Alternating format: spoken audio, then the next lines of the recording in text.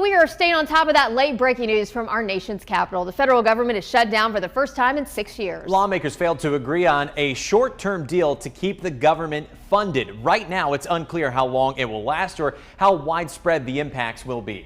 Now, that last shutdown happened under President Trump's first administration in 2018. It lasted more than 30 days. Democrats and Republicans blaming each other.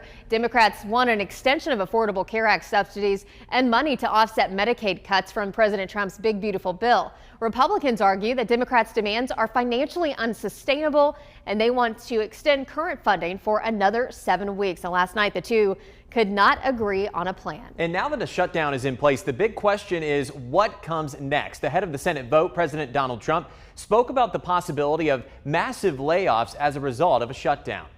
When you shut it down, you have to do layoffs. So we'd be laying off a lot of people that are going to be very affected. And as you know, no country can afford to pay for illegal immigration, health care for everybody that comes into the country. And that's what they're insisting.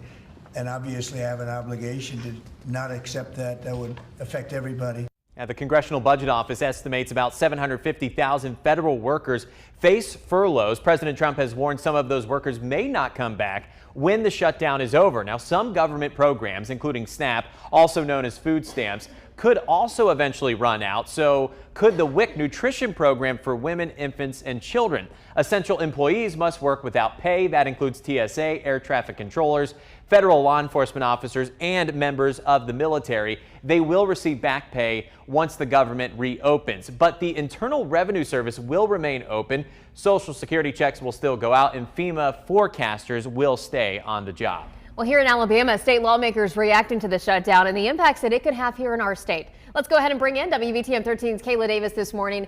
Kayla, how many workers could this impact statewide?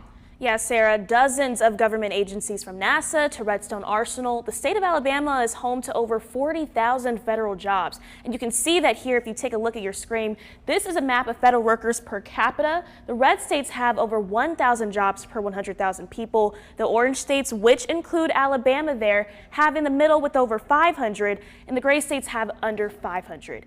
Here in Alabama, we have around 45,000 federal workers, according to the U.S. Office of Personnel Management. That makes us the highest per capita in the Southeast. State lawmakers on both sides of the aisle blaming each other for the shutdown as they struggle to find common ground on a solution. Republican Senator Katie Britt took to the House floor on Tuesday saying Democrats were, quote, choosing politics over the American people, and called for Democrats to help them cross the finish line to pass a continued resolution. This chamber is barreling towards a government shutdown, and make no mistake about it, there is no one to blame but the Democrats. But Representative Terry Sewell argues her Republican counterparts have not been present in Congress for the last 2 days to negotiate that temporary spending bill.